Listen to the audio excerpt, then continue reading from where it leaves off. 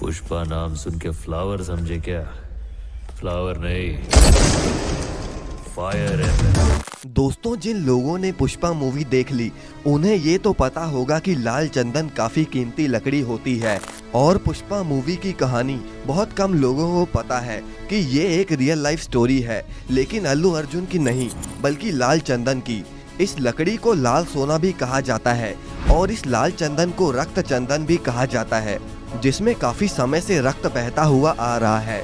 दोस्तों, आपने मूवी में देखा होगा कि लाल चंदन को पानी में फेंक दिया जाता है और वो लकड़ी पानी पर तैरती हुई नजर आती है, लेकिन असल में इस लकड़ी की डेंसिटी बहुत ज़्यादा होती है और इसीलिए ये लकड़ी कभी पानी में तैर नहीं सकती। अब ऐसे में क्या आपने कभी सोचा है कि लाल चंदन इतना खास क्यों है? आखिर ये इतना महंगा क्यों होता है और क्यों आज तक इसके लिए दशकों से खून की होली खेली जा रही है?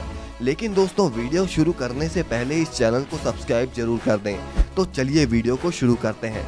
दोस्तों, लाल चंदन एक ऐसा पेड़ है जिसका अस्तित्व ठंडा होता है और इसीलिए गर्म खून वाले सांप इस पेड़ पर रहना पसंद करते हैं। आपको ये तो पता होगा कि जो चीज़ धरती पर बहुत कम मिलती है उसकी कीमत अक्सर ज़्यादा होती है और इसी तरह लाल चंदन की भी धरती पर बहुत कमी है और यही वजह है कि ये लकड़ी इतनी महंगी होती है। आप इस बात का अंदाज़ा इससे लगा सकते हो कि ये लकड़ी सिर्फ भारत के 4 जिलों में ही पाई जाती है और आपको ये बात हैरान कर देगी कि इस लकड़ी की 1 टन की कीमत 2 करोड़ से लेकर 5 करोड़ तक होती है और इस हिसाब से सिर्फ 1 किलो लकड़ी आपको 20,000 से लेकर 50,000 रुपयों तक मिलती है और यही वजह है कि पूरी दुनिया में सबसे ज़्यादा स्मगलिंग इसी लकड़ी की होती है। दोस्तों, एक रिपोर्ट के मुताबिक एक साल में करीब 20,000 करोड़ की लकड़ी की स्मगलिंग करी जाती है। दोस्तों, सबसे ज़्यादा इस लकड़ी का इस्तेमाल चाइना करता है और इसके साथ साथ जापान और मंगोलिया में भी इस लकड़ी का भरपूर इस्तेमाल किया जाता है। लेकिन मज़े की बात तो ये है कि इस लकड़ी को एक्सपोर्ट करने वाला दुनिया में सिर्फ एक ही देश है और वो है भारत।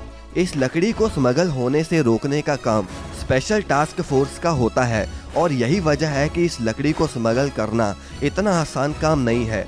दोस्तों, इन पेड़ों को बढ़ने में करीब 15 साल का समय लग जाता है और इसी वजह से इस लकड़ी की डेंसिटी बहुत ज़्यादा होती है और यही वजह है कि ये लकड़ी कभी पानी में नहीं तैरती। दोस्तों, कई लोग इस लकड़ी का इस्तेमाल प्राकृतिक रंग और शराब बनाने के लिए भी करते हैं। दोस्तों, कहा जाता है कि अगर आपको किसी भी तरह की स्किन एलर्जी है तो अगर आप लाल चंदन के साथ कपूर का पेस्ट लगा लें तो वो उस प्रॉब्लम को 1-2 दिन में पूरी तरह ठीक कर देता है।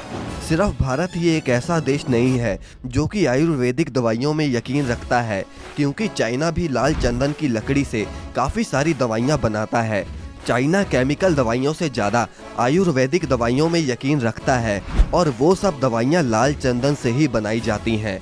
इसके अलावा वहाँ पर तो फर्नीचर्स वगैरह भी लाल चंदन से ही बनाए जाते हैं। लाल चंदन चाइना में इतना कीमती है कि वहाँ पर तो रेड सैंडलवुड के नाम से एक म्यूज़ियम भी बनवाया गया है और अगर चाइना में कोई अमीर आदमी है और उसके घर पर आपको चंदन का फर्नीचर ना मिले, ऐसा तो हो ही नहीं सकता। दोस्तों, जापान में पहले लाल चंदन की लकड़ी को बहुत बड़े पैमाने पर इस्तेमाल किया जाता था। वहाँ पर तो म्यूजिकल इंस्ट्रूमेंट भी इसी लकड़ी से बनाए जाते थे, लेकिन आज लाल चंदन की डिमांड जापान में कम हो गई है। दोस्तों, जो लाल चंदन की स्मगलिंग करते हैं उन्हें अपनी जान को जोखिम में डालकर लकड़ी को बॉर्डर के पार चाइना तक पहुँचाना पड़ता है और कई बार तो स्पेशल टास्क फोर्स का सामना उन स्मगलर से भी हुआ है और साल 2015 में तो गोलियां भी चलाई गई थी और उस वक्त 20 स्मगलर पुलिस की गोलियों से ढेर हो गए थे। उस लड़ाई में पुलिस ने उन्हें गिरफ्तार भी किया था और दोस्तों, इंटरनेशनल रूल्स की माने तो ये लकड़ी बहुत रेयर है और इनकी सुरक्षा की जिम्मेदारी भी हमारे देश भारत की ही है और इसीलिए 24 घंटे स्पेशल टास्क फोर्स के जवान इसकी सुरक्षा में लगे रहते हैं। वैसे दोस्तों, अगर कोई लाल चंदन की तस्करी करता पकड़ा जाए तो उसे 11 साल की सज़ा सुनाई जाती है। वैसे दोस्तों, आपको साउथ की मूवी ज़्यादा पसंद है और या फिर बॉलीवुड की? हमें कमेंट में ज़रूर बताएं और अगर आपने इस वीडियो को लाइक नहीं किया तो इसे लाइक कर दें और चैनल को सब्सक्राइब करना ना भूलें।